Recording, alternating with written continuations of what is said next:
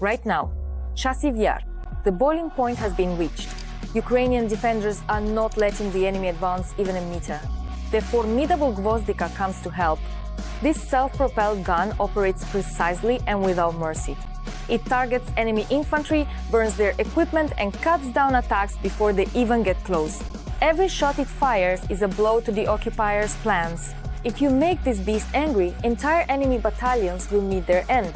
What else can this machine do? All the details are coming up in the story. Darkness and speed of movement in Donetsk region increase the chances of reaching positions safely. So we set out for the artillerymen of the 24th of September, a 8th Mechanized Brigade named after King Danilo while it's still dark, but we couldn't do without a stop along the way. We wait out the clear sky at the command observation post. Enemy aircraft around Chasiv Yar keep us on edge. There's time for the first coffee of the day. Clear. Yes, that's what I meant. This is perfect. The order to move out and the first briefing. This stretch of road will be the toughest. If an FPV drone suddenly appears, we just stop immediately, jump out of the vehicle, and head for the bushes. In other words, we don't try to outrun it, because you might not make it in time. But luckily, we make it without losses and quickly dive into the bushes. Amidst the endless greenery, we meet the heroes of our story. But spotting a 2S1 Gvozdika howitzer in this forest isn't so easy. The camouflage here is top-notch, because it's a matter of survival. And now, the order to engage. To your positions on cover, the gun. From the first command to the shot, it's about 3 minutes. Aim. Load. Fire. Shot. A slight adjustment. The first one was a ranging shot, but after that, everything hit the target precisely. Fire. Shot.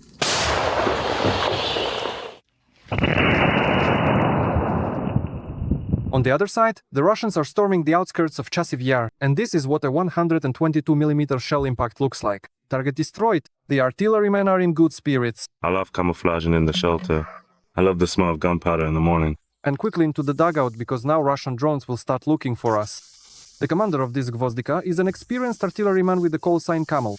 The man managed to fight in the JFO. In 2018, he started right away with the 24, although at first he was a mechanic driver. The artilleryman says that now the situation with shells for the 122mm caliber has improved. However, we would still like to have more. The more shells we have, the more dead.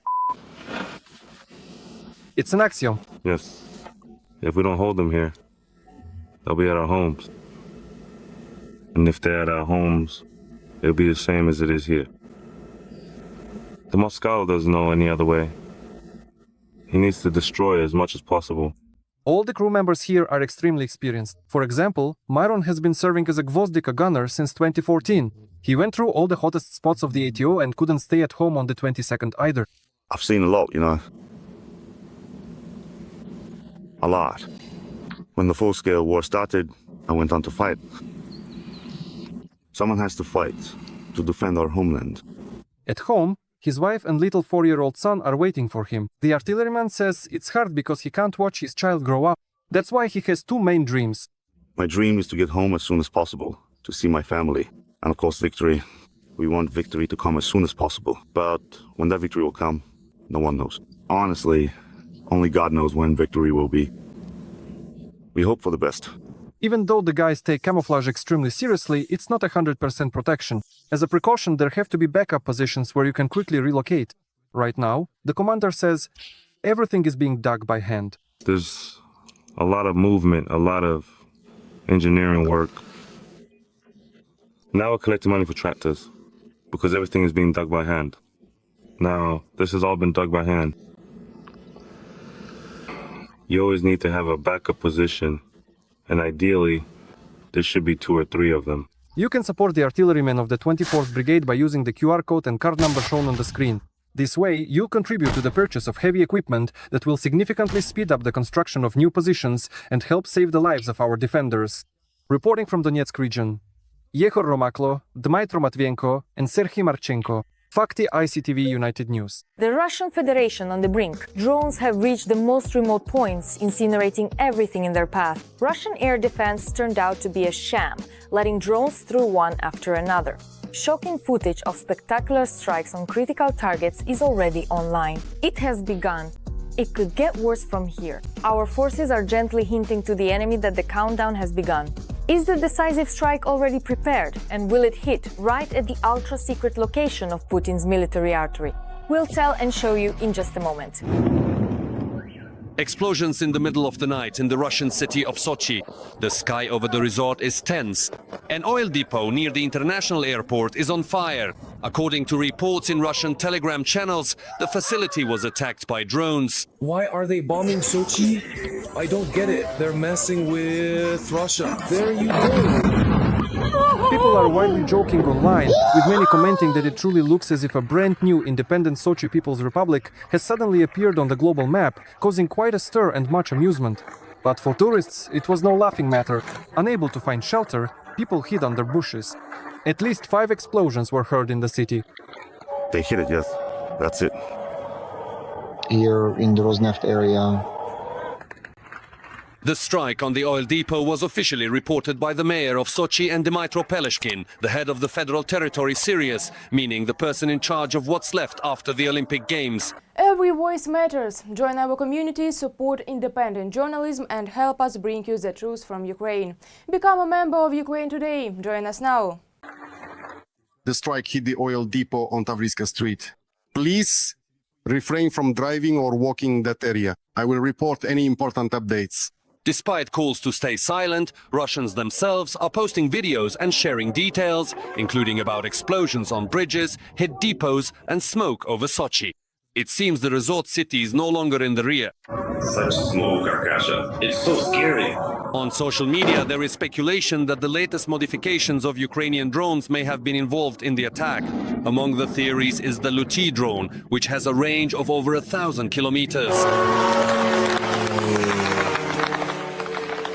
Sochi is not only a famous resort, but also an important logistical and fuel hub for southern Russia. The strike on the oil depot near the airport is a signal that Russian air defense is helpless if it cannot even protect such a critical facility. Yuri Kutsi, Podrobnosti, Intertelevision Channel, United News Marathon. Russia never ceases to amaze. The defense sector has never been like this before. Children are assembling shaheds. Girls from Africa are stuffing them with explosives. The Kremlin resorted to deception, all in order to show its pseudo-allies its greatness. Ukraine has taken note of this, a clear signal. The coordinates of a critically important plant of Putin's military-industrial complex have been leaked online. Very soon we will witness the rout of the year. Don't miss it. A new episode of saber rattling from Russia.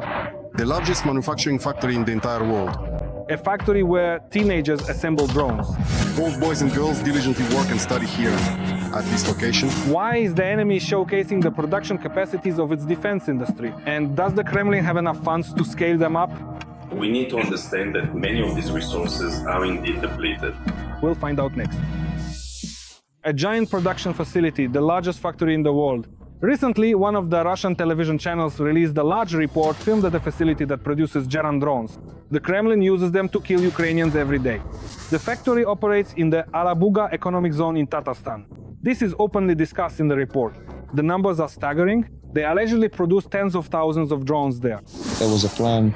There was a plan for several thousand Geran UAVs. Now we are producing 9 times more than we originally thought. Why is this propaganda? Why is this part of the information war? Because for some reason no one seems to recall that there was an official statement from our main intelligence directorate about what capabilities the Russians have for producing these drones. As of today, their production amounts to 150, at most 160 units per day. That's not a small number, but it's not 2,000. This is purely an element of propaganda. The following messages are intended for Ukraine and the West. They show the Western, let's say, foreign modern machines that they are obtaining despite the sanctions. For Ukraine, this is a signal that the war will continue for as long as Russia wants. But by and large, there's no need to be afraid of all this. Alabuga is a legitimate target. The West has missiles that can reach there and destroy it quickly. Telegram channels and foreign media have widely circulated the propagandist story. And all this is happening against the backdrop of massive drone attacks on Ukraine. This should be seen as part of the war, essentially just an informational void. In other words, what they show, it's not just what they want to show, they show exactly what they want us, and not just us, to talk about. Russia is boasting not only about its technologies, but also about the fact that children are assembling drones in factories. This is stated directly in the report. They invite school children here right after the 9th grade, and after college, they are invited to work at the factory. This is their idea of patriotic upbringing, having children participate. The second reason is so that we don't strike there, because there are children, and how could you possibly fire at children? That would be a war crime, and so on and so forth. In other words, using children as human shields is nothing new for the Russians. It wasn't just Russians themselves as promises of well-paid jobs in Russia lured dozens of young African women to drone production. They hoped for professional training and high earnings in Russia. As journalists from Deutsche Welle found out, instead of working in peaceful sectors, many of them were forced to work in life-threatening conditions. At first, everything looked good. They offered jobs in logistics, maintenance, catering, and crane operation. But when we arrived, everything changed. Some were sent to assemble drones, others to production control, and the rest became cleaners. Some of the girls work with extremely dangerous chemicals that are life-threatening. Of course, this is a way to find cheap labor. At the same time, there are North Korean workers, in one way or another, who are also involved in military production in Russia.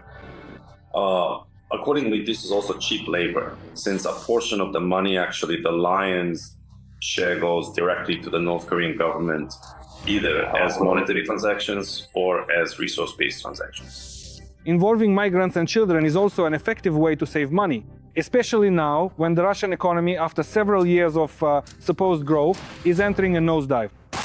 In Russia, discussions about the economic crisis and a possible recession continue. The fact that we are definitely in a recessionary trend is indeed a fact. Of course, the Russian economy is in a miserable state, and further increasing military spending is quite difficult. The Kremlin is changing its rhetoric amid economic troubles, as suddenly there is talk about reducing defense spending. According to the Ukrainian Foreign Intelligence Service, this was said after Russian officials announced an approaching recession and a 13% reduction in social spending. We are planning to cut defense spending. Taking into account the sanctions, the trade restrictions, and the drop in oil prices, all these factors together clearly indicate that the economy simply cannot remain in such a critical state indefinitely. And as a result, it is stagnating. Sanctions have already reduced Russia's oil and gas revenues by a third, and wage arrears are increasing. In addition, utility tariffs in the Russian Federation are rising sharply. This information comes from open sources. So it all looks as if the Kremlin is trying to use propaganda and war primarily to conceal the scale of its economic problems.